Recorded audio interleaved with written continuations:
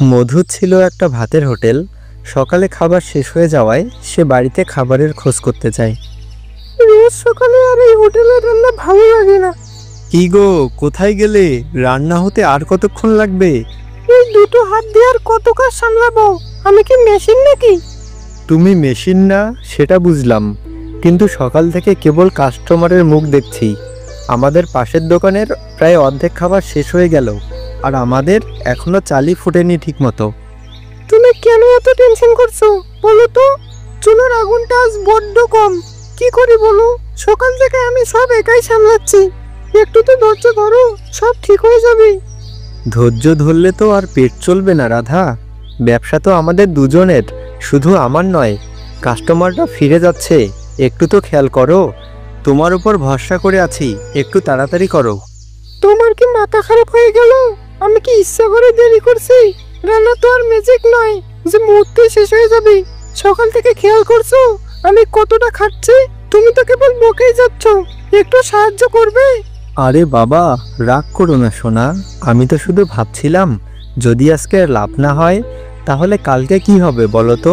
হোটেলটা তো আমাদের ভবিষ্যতের জন্য খুব দরকার, তাই তাড়াতাড়ি করতে বলেছিলাম। রাগ করো না।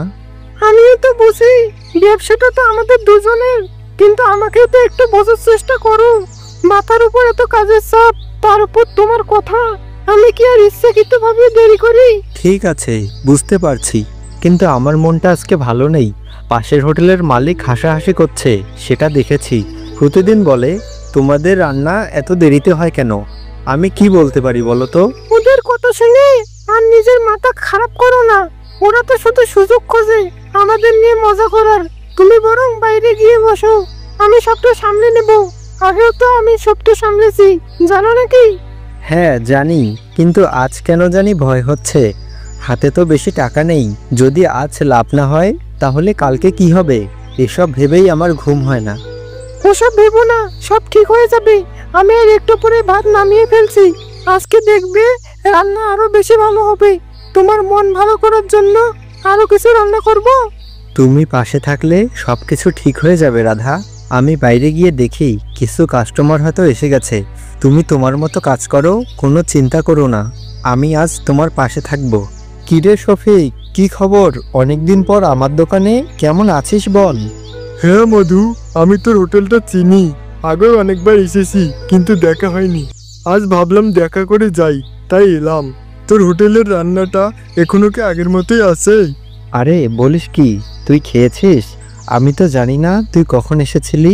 বল না কি হয়েছে, তোর মুখটা এত শুকনো লাগছে কেন? সবকিছু ঠিকঠাক?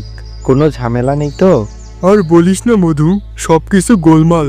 কয়েক বছর আগে যে ব্যবসাটা শুরু করেছিলাম সেটা এখন আর চলছে না, তাই একটু চিন্তিত। এখন তোকে ডেকে একটু স্বস্তি পেলাম।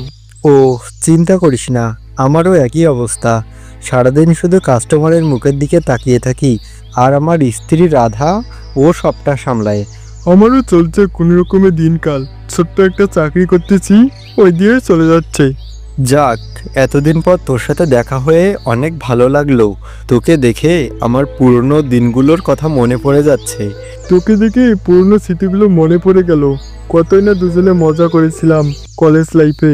তাহলে হঠাৎ আজকে এদিকে কোথায় যাচ্ছিলি? মাঝে মাঝে তো আমার সাথে দেখা করতেও আসতে পারিস।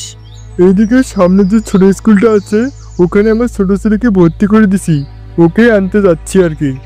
বাহ, তাহলে তো ভালোই হলো।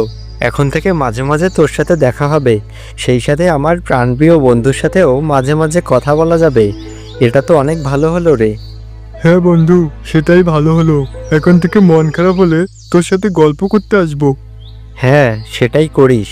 রোজ রোজ এই ব্যস্ততা, সারাদিন হোটেল আর রান্না আর ভালো লাগে না। মাঝে মাঝে মনটা চায় কারোর সাথে একটু আড্ডা দেই। তোর মন খারাপ হলে কিংবা হাতে একটু সময় থাকলে চলে আসিস। দুই বন্ধু মিলে জমিয়ে একটা আড্ডা দেওয়া যাবে।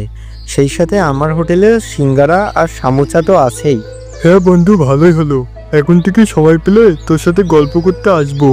আচ্ছা থাক তাহলে, বাচ্চাটাকে আনতে হবে, যাই আমি। আচ্ছা ঠিক আছে, একটু সময় পেলে চলে আসিস কিন্তু। আমি তোর আসার অপেক্ষায় থাকবো।